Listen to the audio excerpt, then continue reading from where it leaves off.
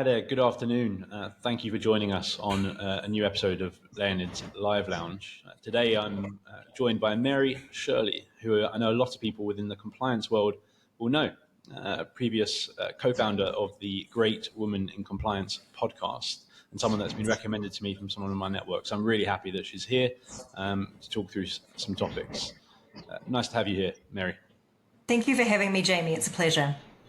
Great. Well, if we could start, in your experience, Mary, how does the title of a compliance professional impact the ability to influence corporate culture and ethics within an organization?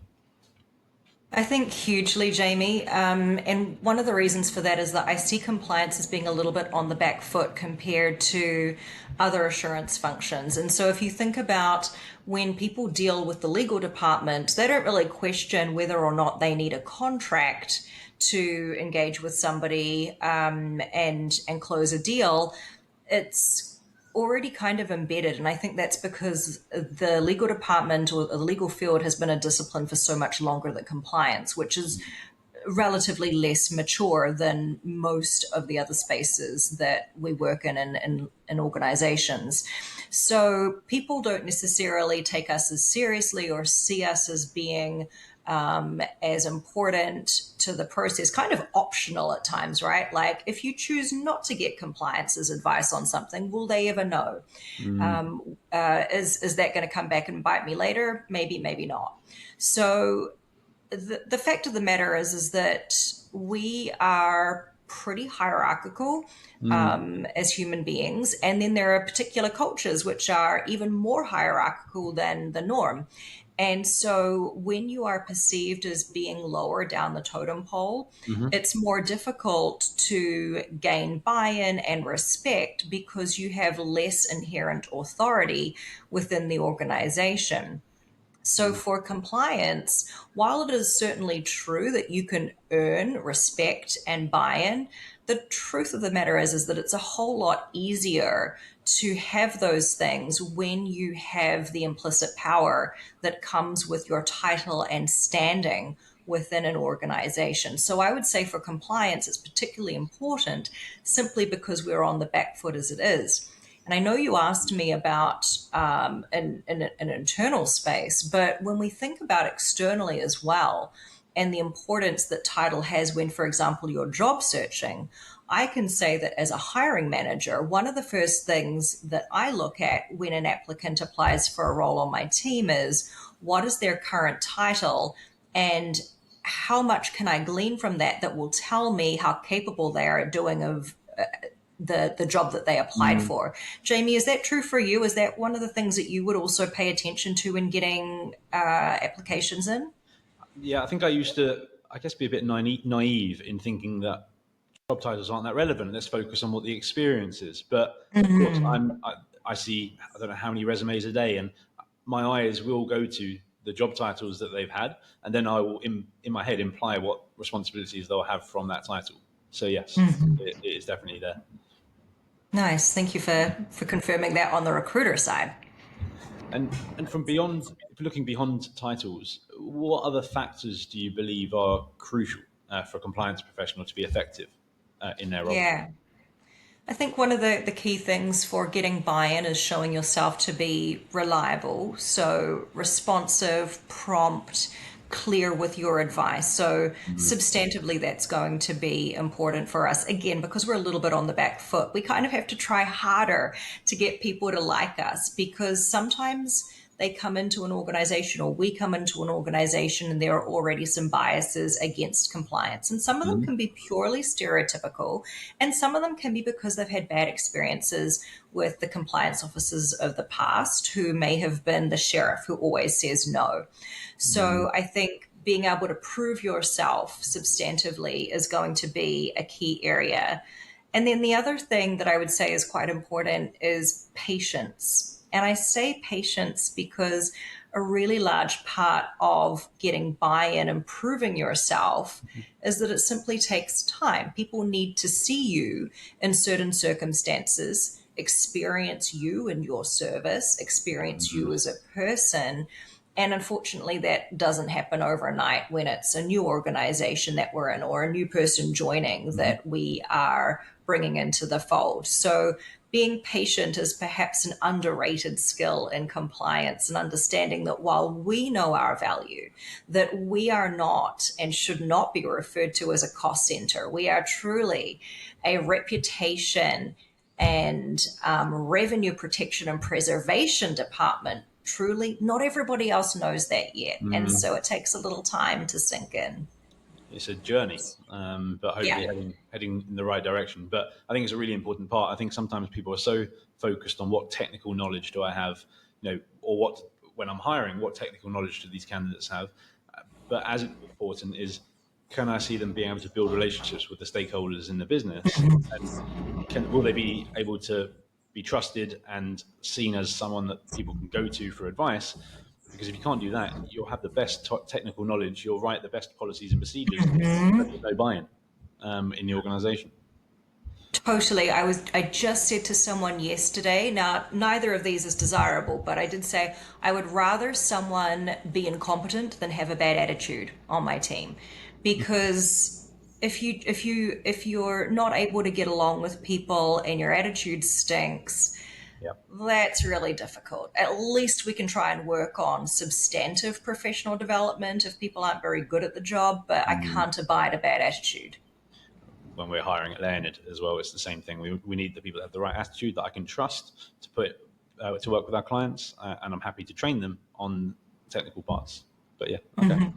And looking ahead, how do you see the role of compliance professionals evolving in the next few years, particularly in terms of responsibilities and organizational expectations? I think we've seen a significant evolution over the last decade or so. And one of the key facets has been the evolution from being rules based compliance, i.e., regulatory compliance, as being the core part of our jobs, Mm. to more of the ethics and integrity side, i.e., we're ingraining in our organizations and embedding in the DNA that we do the right thing, not because we're scared of getting into trouble or we don't want to be punished, Hmm. but because it's simply the right thing to do, and that we agree as a community that we have a shared set of values that are about doing the right thing and not cutting corners. So I expect that to continue to grow a bit more, and maybe even into the area of moral injury. So, moral injury is where we are forced to be subjected to or observe behavior that is incongruent with our own personal values. And I think there is a certain ethics angle about that. And when we are in situations of moral injury, I think it can be very off putting for employees and perhaps even cause them to evaluate whether this is the company that I want to work for.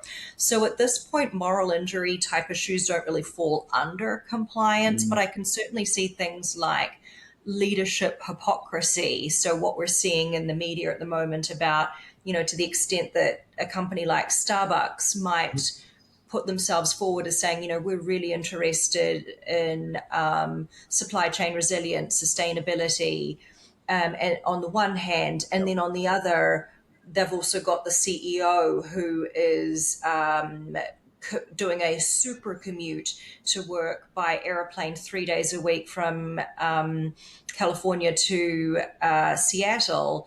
That might be difficult to reconcile with your values if you had been interested in working for a company like that. And if you're sitting in the compliance department of Mm. Starbucks right now, I have to wonder the extent to which they might be thinking about, gosh, what's our role in Yeah. terms of any kind of management here? Because this is almost certainly a reputational risk issue, which compliance has almost always been involved in. So there's that angle. Mm. But to the extent that we might see moral injury in other areas as well, what role might compliance have to play in that? I think it's possible that we might see more from compliance out of that as time goes on. It's an interesting area. That's also a topic that touches upon kind of the return to the office conversation as well, and not offering that flexibility for employees but the CEO is in a different state. Um, I agree. And what about compensation, right? If mm. I'm a barrister, are you paying my bus fare, Starbucks? Probably not. Where does it stop? I think that's it's a really interesting topic, and it'll be interesting to see how that develops over time. But Sorry, I okay, meant to say barista. Had the barrister legal term come out. I didn't notice either. So, yeah, that makes more sense. The barista. But okay, great. And looking again back at the job titles we touched on earlier. I mean, what advice would you give to compliance professionals who are currently in roles where the title doesn't necessarily match their level of responsibility? Yeah.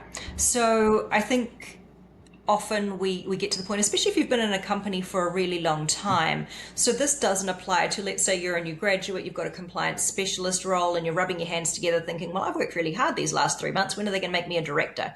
Hmm. Probably a little like expectation setting needs to be involved. So having a really honest conversation about yourself, and a way that you can do this in a subjective way, because humans aren't the best when it comes to self-awareness, is to list some of the things that you've been doing capably and then compare them with the responsibilities of the next level up of other companies, or even the current company if there happen to be any available, and see, oh, am I doing those things? And if you are, that's probably a pretty good objective indicator that you're ready for a title bump. So what to do in that situation?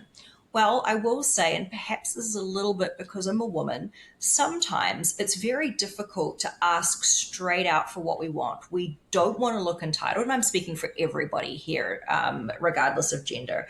You don't want to look arrogant, you don't want to look entitled. And this is especially important, I think, if you know that your company has been going through rough financial times, right? Like it seems a bit tone deaf if you've been on a cost saving binge and next thing you know, Mary's piping up saying, oh, could we please spend some more money on me?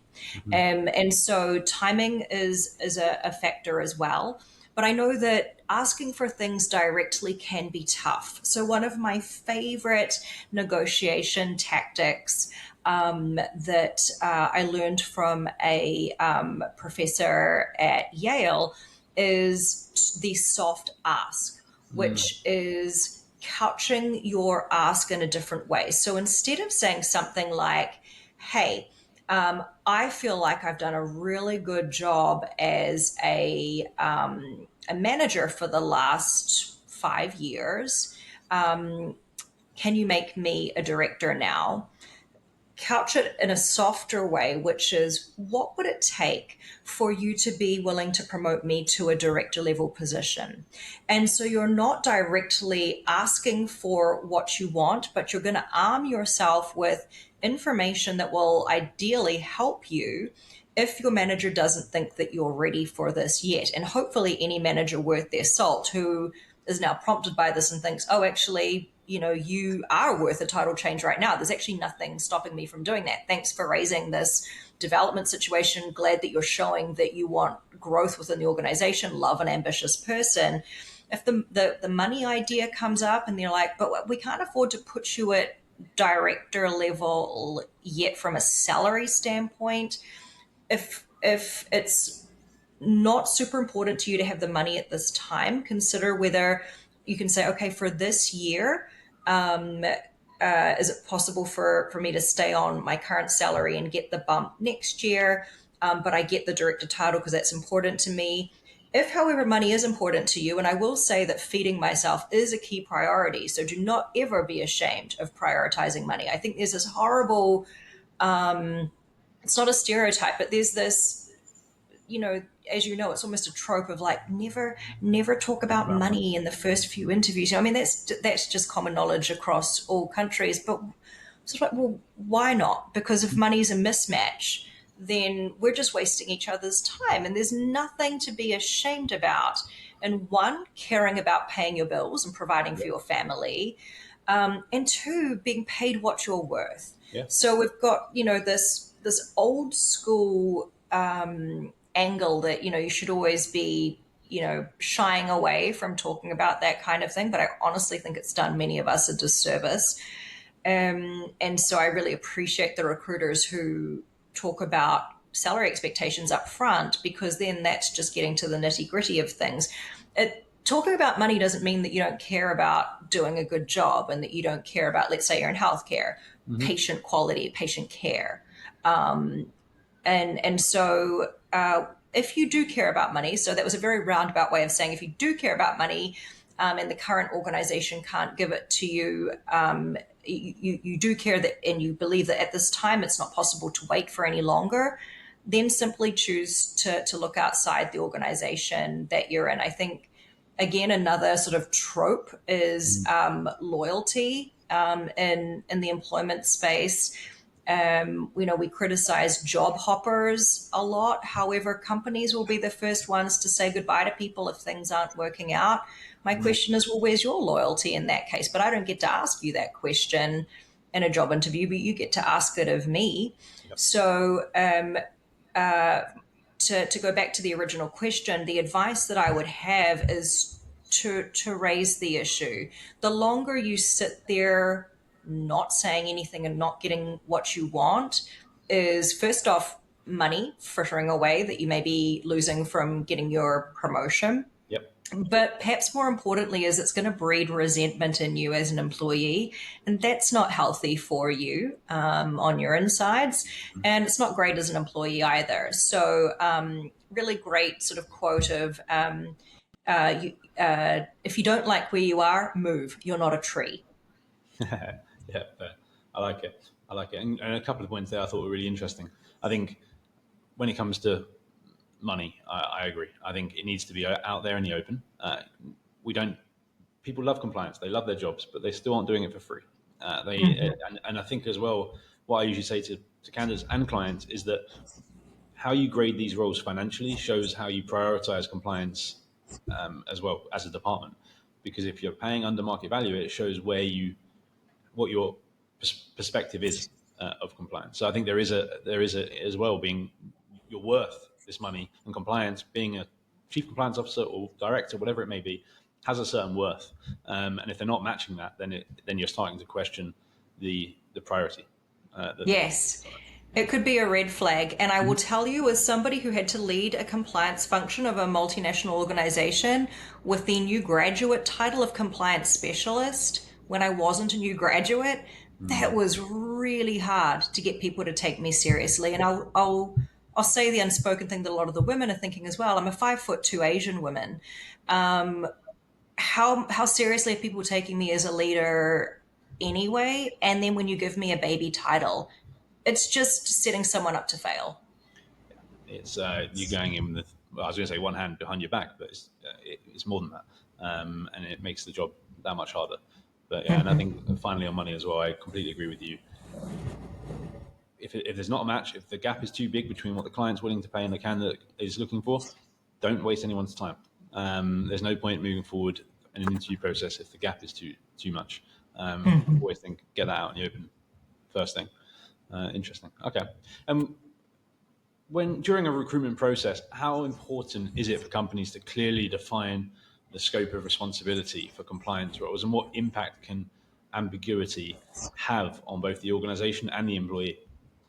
I think you may not be expecting this answer from me, but I think actually some level of ambiguity is going to be a good thing in compliance. And that goes back to the point we talked about earlier, that this is almost like a living field. It's sort of constantly updated and edited, right? Like if you said to me, Mary, and back in 2010, along with working on like trade sanctions and FCPA, antitrust, data privacy, also, could you just casually do some AI work? I'd be like, what the heck is AI, right? But so if we specify and prescribe everything up front, it doesn't leave room for what the profession is doing, which is to grow and change with the business world.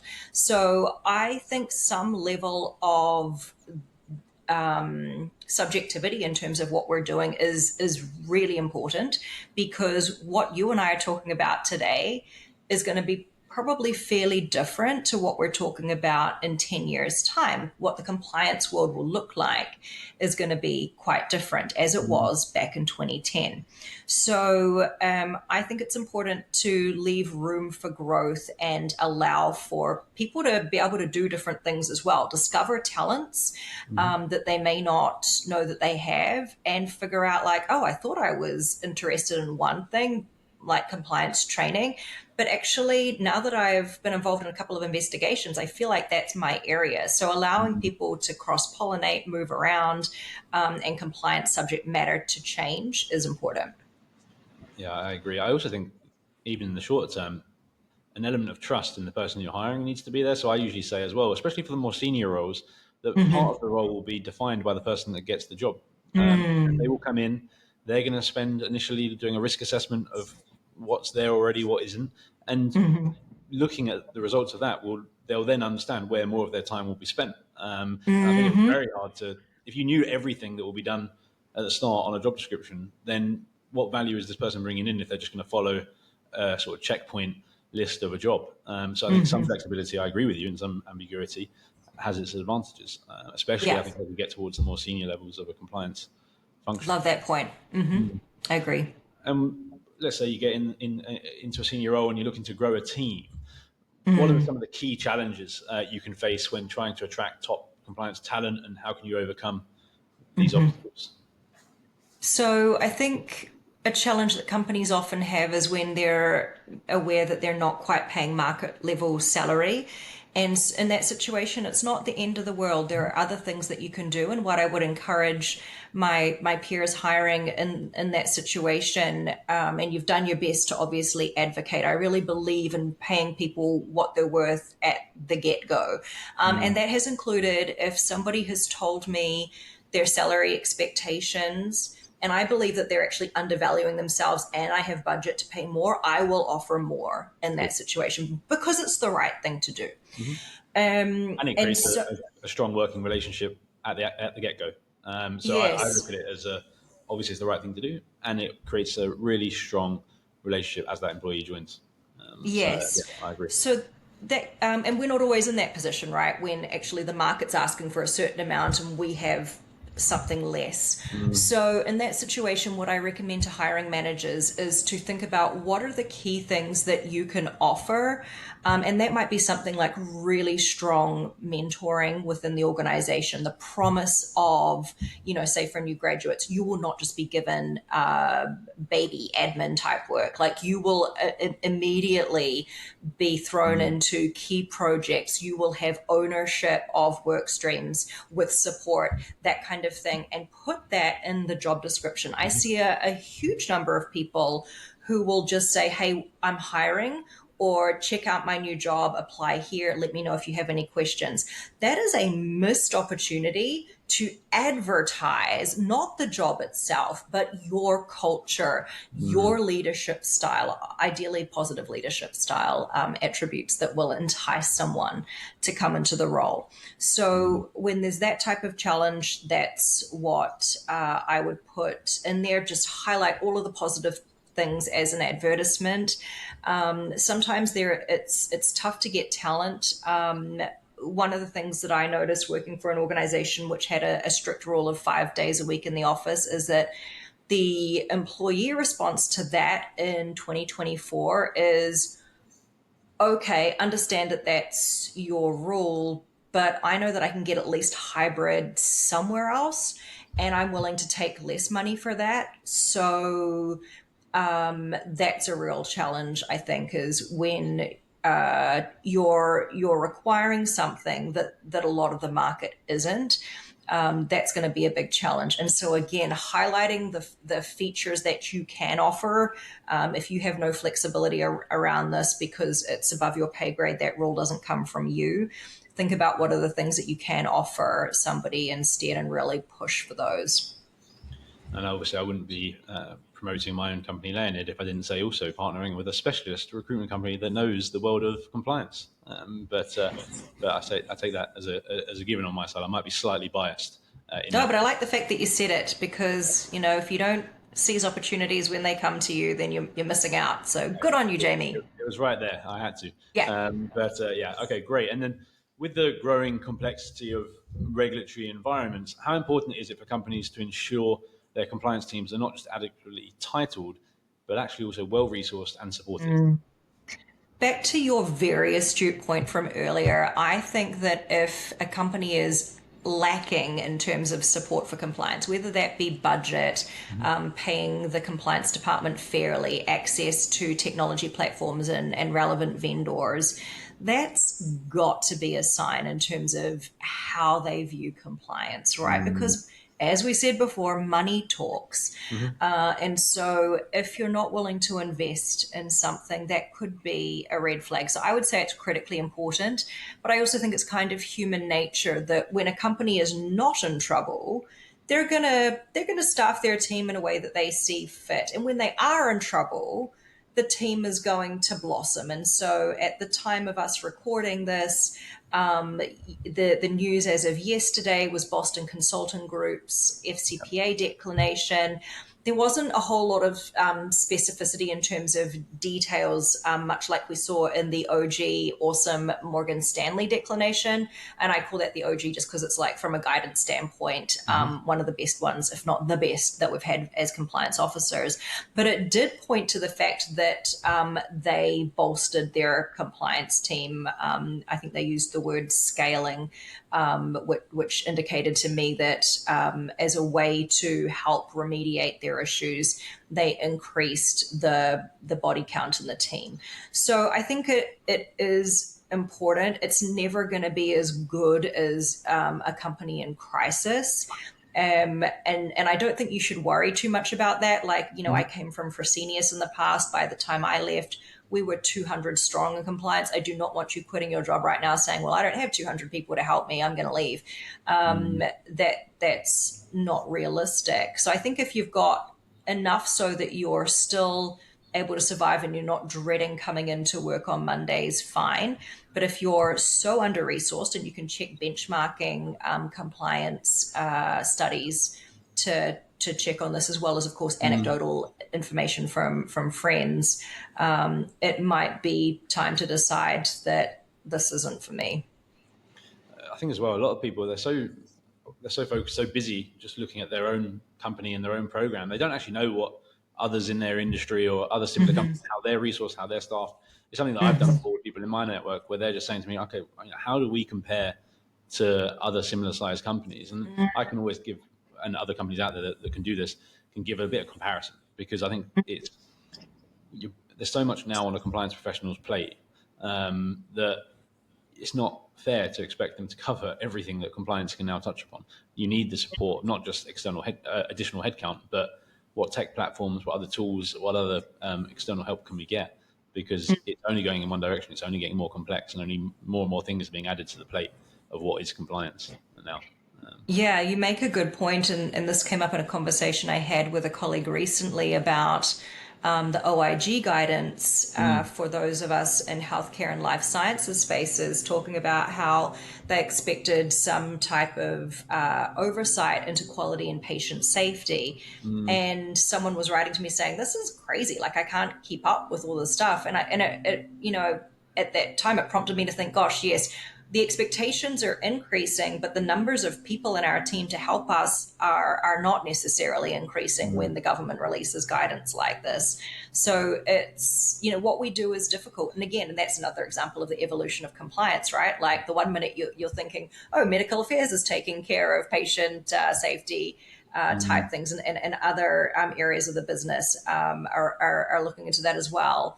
I've got more of a tangential role, and then oversight is a pretty strong word. Yeah. So it's changing all the time, but by changing I really mean it's increasing in volume all the time. And even if you're adding headcount to the team, it won't be at the rate that things are increasing in compliance. So yeah, it's a exciting space, but everyone's going to is kept very busy these days. But well, look, Mary, thank you very much for your time here. It's been a pleasure to speak with you and discuss these topics, and I hope people have found it useful, those that are listening. But again, I appreciate your time, and I'm sure we'll be speaking again soon.